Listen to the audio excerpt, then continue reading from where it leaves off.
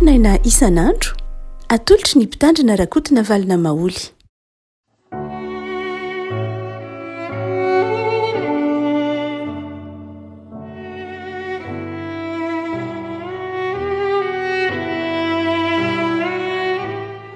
Faly-miarahaba antsika rehafako tratry ity talata fahatelo ny volana martsa ity. Ao anatin'ny vanim-potoanan'ny karimy isika dia ny taratasy nosoratan'i Paoly ho an'ny Koritianina faharoa toko fahatelo ambin'ny folo, Koritianina faharoa toko fahatelo ambin'ny folo, andiny fahadimy ka hatramin'ny fahaefatra ambin'ny folo no mofonaina riavako. Fakitika aminaran'i Jesoa. Dinio ny tenanareo na mitoetra amin'ny finoana ianareo na tsy. Izao toetra ny tenanareo. Moa tsy fantatrareo va ny amin'ny tenanareo? Fa ao anatinareo Jesosy Kristy raha tsy olona nilavina ianareo. Nefa manantena fa ho fantatrareo fa izahay dia tsy olona nilavina. Ary magnataka amin'Andriamanitra izahay mba tsy hanao izay ratsy ianareo. Tsy ny hisehonay olona voazatoetra nefa, fa mba hanaovanareo izay tsara na dia ho toy ny olona nilavina aza izahay. Fa tsy mahavita na inona na inona anao hitra ny marina izahay fa hampandroso ny marina kosa. Fa faly izahay raha malemy izahay fa ianareo ny mahery. Ary izao no angatahanay dia ny fanatanterahana anareo. Izany no andratako izany zavatra izany raha tsy eo aminareo aho. Fandrao rehefa tonga aho dia hanao izay mafy araka ny hery izay nomen'ny Tompo ahy ho fananganana fa tsy ho fandravana. Farany, ry rahalahy mifalia, aoka ho tanteraka ianareo.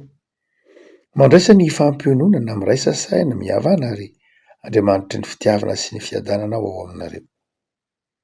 Mifanaova veloma amin'ny fanoroana masina. Ny olona masina rehetra manao veloma anareo, ao aminareo rehetra ny fahasoavan'i Jesosy Kristy Tompo sy ny fitiavan'Andriamanitra ary ny firaisana amin'ny fanahy masina. Ray masina no manomasinana ny fahamarinana ny teninao amin'ny fahamarinana. Amen. Dinio ny tenanareo na mitoetra amin'ny finoana ianareo na tsy. Izao toetra ny tenanareo. Fotoanan'ny karimy isika rehafako malala, fotoanan'ny fandinitena. Raha miteny hoe fandinitena dia azo lazaina tsy dia zava-baovao loatra teo amin'ny Paoly zany. Paoly izay nahafantatra tsara ny ataontsika hoe filôzofia stoisiana izay nifanerasera be tamin'ny Paoly tamin'ny vanim-potoanan'ny antikite, resahana mihitsy anatin'ny soratra masina. Ny filôzofia stoisiana izay isan'ny nametraka nanao zava-dehibe ny antsoina hoe fandinitena. Ary ireo filôzofy nalaza tamin'ny andron'ny Paoly, ry Sénèque fantatry Paoly tsara, ireo filôzofy nanaraka tateo aoriana tahaka andry Epictète ary Marc Aurèle sy ny sisa reny dia samy namahavasy namelabelatra ny antsoina hoe fandinitena. Ary tamin'ny andron'ny Paoly zany dia tsy afa-mandroso mihitsy ny olona na amin'ny lafiny ara-panahy, tsy afa-mandroso ny olona amin'ny lafiny fiainana raha tsy ampy fandinitena izy. Ny antsoina hoe fandinitena tamin'izany fotoana izany dia fandanjalanja izay vita ampitahina amin'izay tokony atao ary ampitahina amin'izay zavatra mbola miandry. Zany hoe ny fandinitena dia miainga amin'izay zavatra andrasana ny tena, miainga amin'izay zavatra heverin'ny tena ho tokony ho natao na koa no tsy tokony atao. Zay raha toa ka jerena amin'ireo filôzofy tamin'ny andron'ny Paoly.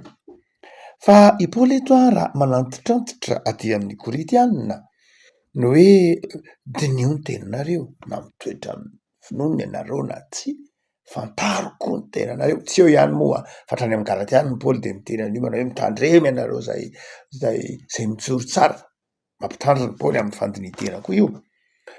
Zany hoe Paoly dia nanana fijery manokana momba ny fandinitena na ny teolojia ny fandinitena.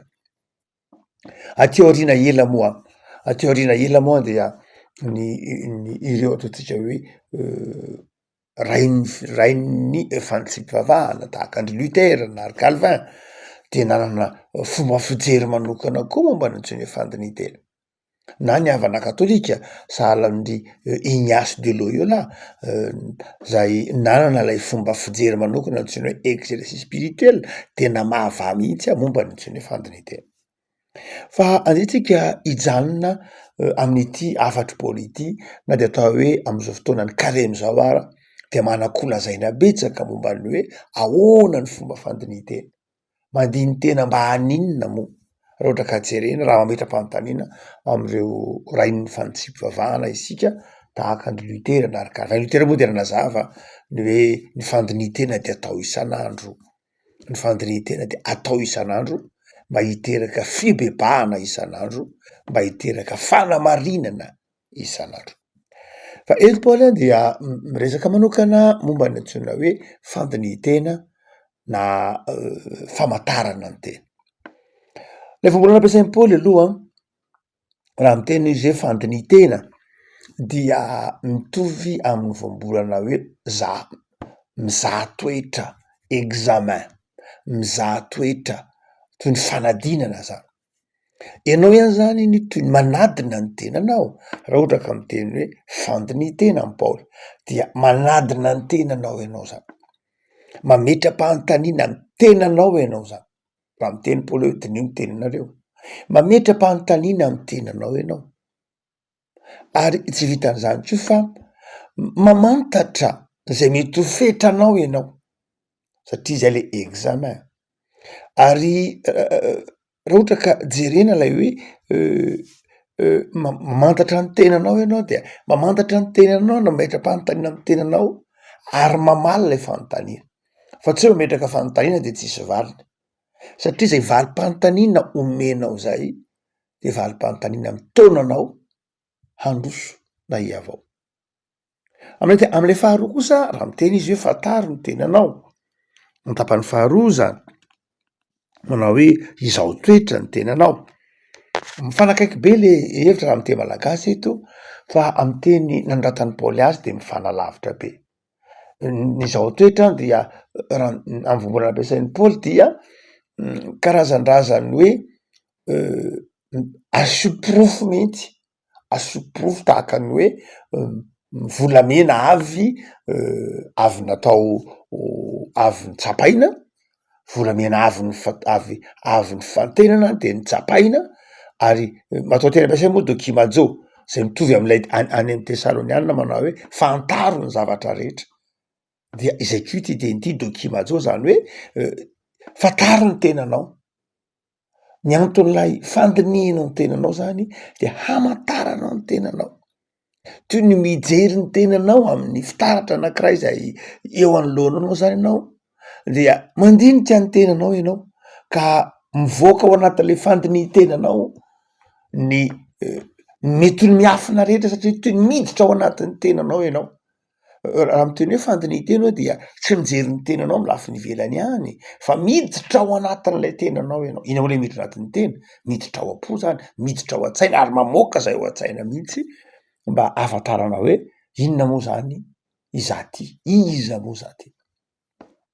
Raha ohatra ka miresaky tsika amin'ny fandinitena de manao zany daholo koa, manao an'izany fomba fijery zany koa ny akamaroany reo ataotsika hoe reo coach zay malaza tamin'ity taonjato ianaretsika ity. Zao malaza be ny coach, manana coach daholo na ny artiste io na ny mpanao politika io na ny tanora mpanao fanatanjahantena io, manana coach daholo ny olona.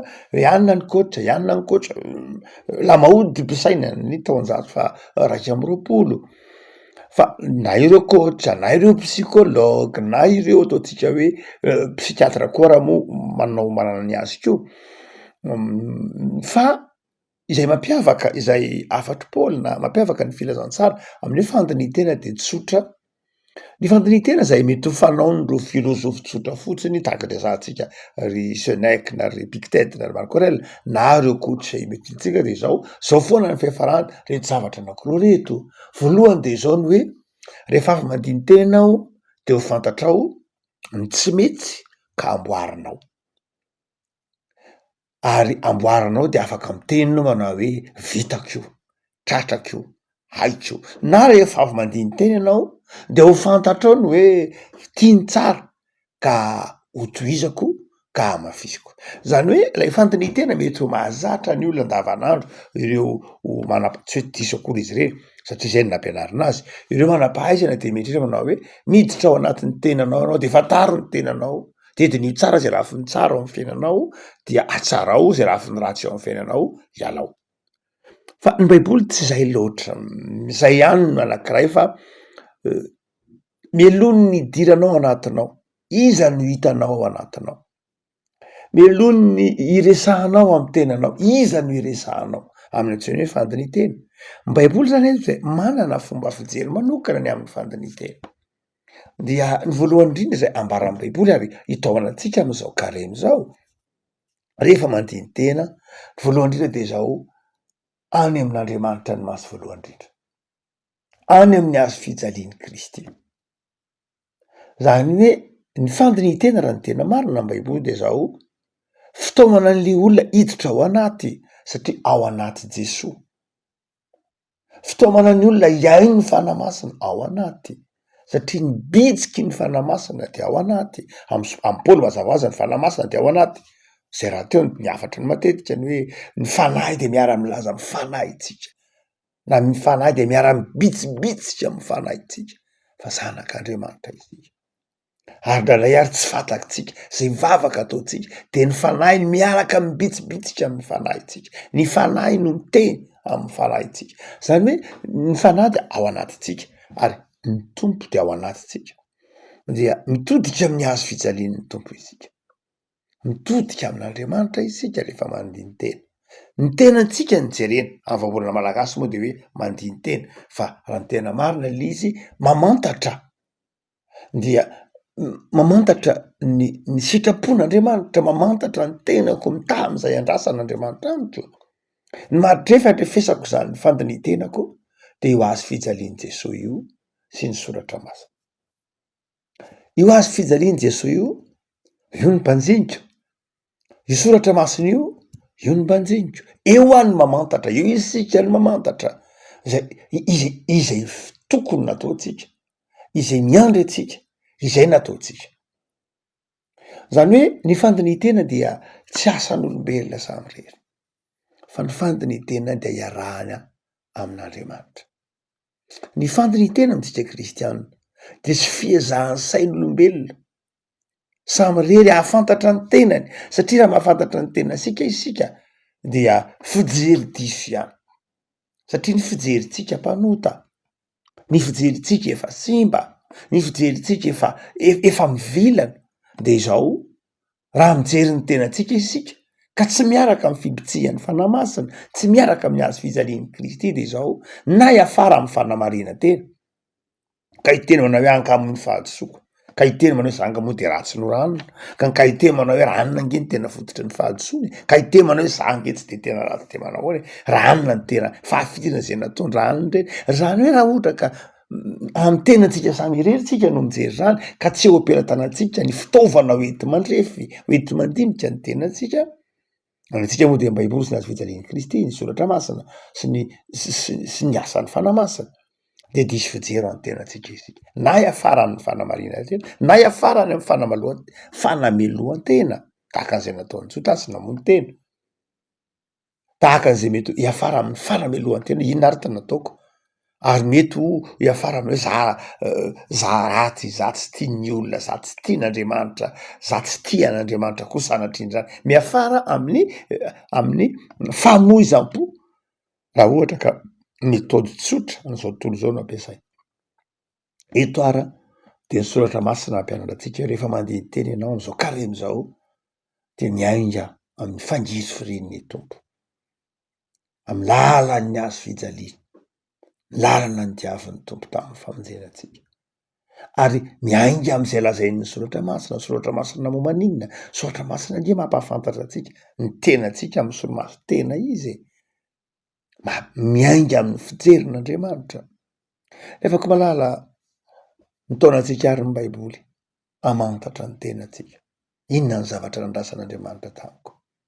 iza moa tahaka n'ilay zanaka adala rehefa nipetraka izy nandinika ny tenany izy na de nihinana ny voankazo ny kisoa azy izy de nandinika ny tenany hoe kaiza tsy kisoa ndeha hitsangana zany hoe efa tonga toy ny biby izy nitovy larana tamin'ny biby satria very ny maha izy azy very nitady ny izay ataotsika hoe autonomie nitady zay fahaleovantenany manokana sy niaraka tamin'Andriamanitra izy de nefa rano ny sainany de tonga mpiandry kisoa ary mampiandry kisoa eo ihany fa lay tiany lioka tenena de ny hoe nihinana ny voankazo kisoa zany hoe ny sakafon'ny kisoa no nohanina ny dikany hoe ny sakafon'ny kisoa no nohanina de zao nitovy tamin'le biby maloto izy efa lasa maloto nitovy tamin'le biby maloto fa ny nampiavaka azy rehefa aveo de zao ny fahatongavan-tsainany ny biby naloto nandrasany na ny kisoa nandrasany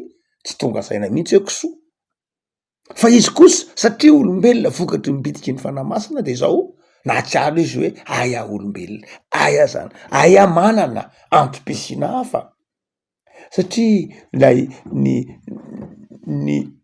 fanamasina atao anatintsika ato azay mahatonga ny Paoly manao hoe tsy olona ny lavina inge ianareo satria mana ny fanamasina ao anatinareo io fanamasina atao anatintsika io ny mahatonga antsika mahatakatra ny ampim-pisitsika ny dika ny fiainantsika fa raha tsy ao anatintsika ny fanamasin'Andriamanitra de zao mety eritreretintsika ho toy ny zavatra eto am'izao tontolo zao fotsiny tsika toy ny objet ho toy ny zavatra na ho toy ny zava-maniry na ho toy ny biby na ho toy ny tsisy heviny fa rehefa mandinika ny tenantsika isika ao anatin'ny fitariany fanan'Andriamanitra mandinika ny tenantsika isika ao anatin'ny soratra masina de fantatsika hoe iza moa isika ary iza moa isika voalohany indrindra de zao ka isika zanak'Andriamanitra aisika tian'Andriamanitra aisika olombelona manam-panahy no avozy ny tombontao amin'ny azo fijaliana no zany dia ny voalohany zay ateraky ilay fandinitena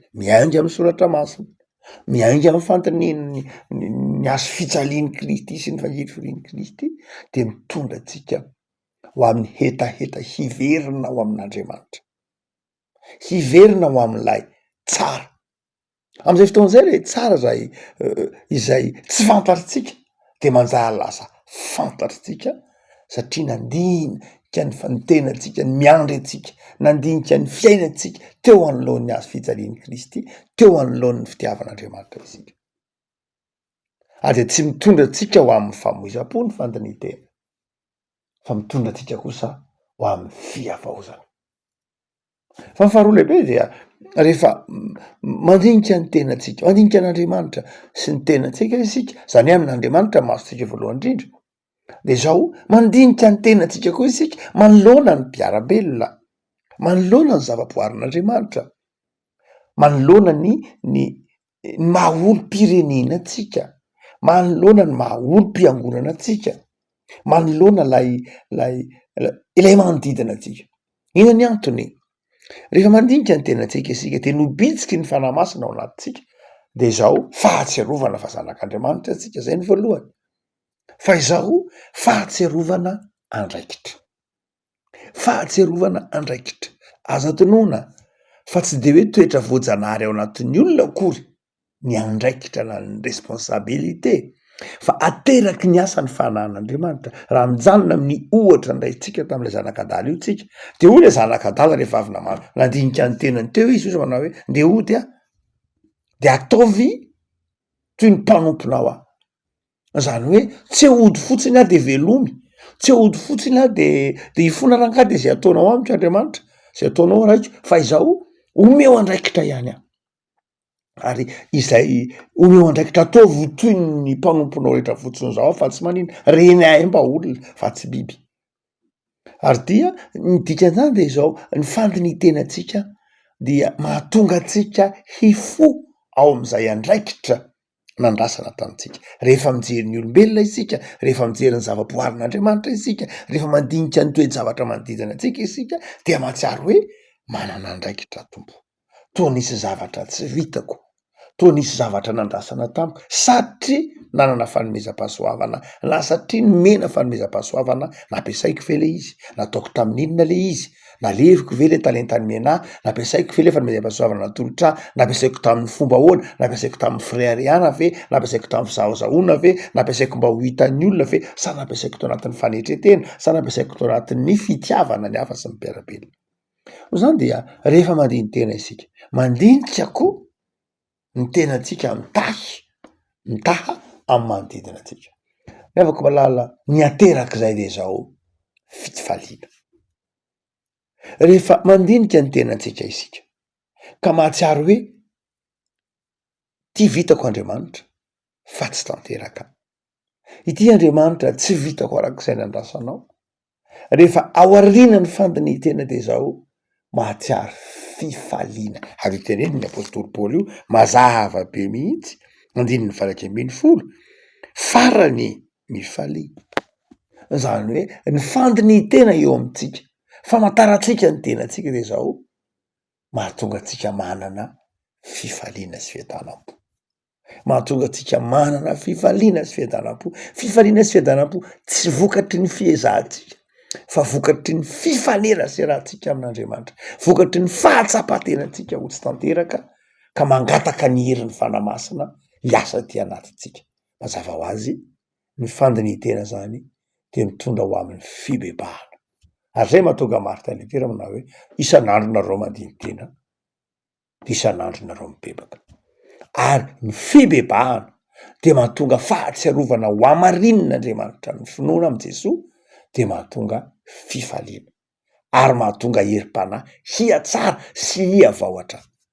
Zay mahatonga ny fanalahidin'ny fiainana kristianina, fanalahidin'ny fandrosoan'ny fiainana kristianina na ara-panahy na amin'ny arak'asa mihitsy io, na inona ny fiezahana andiny tena. Mahatonga fanetretena ka hiezaka handray avy amin'ny hafa, mahatonga fahatsapatena ka hiezaka hianatra, hiezaka isan'andro miaraka amin'Andriamanitra.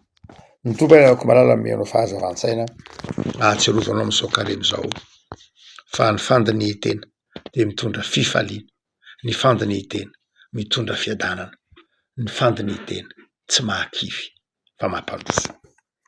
Ivavakitsika tompo aosaranao zay noho ny amin'ny afatra ao zahay mampianatra anay, atsiaro fa ny fandinianay, ny tenanay, ny toetranay, ny fiainanay manokana dia mitondra zava-baovao aty anatinay.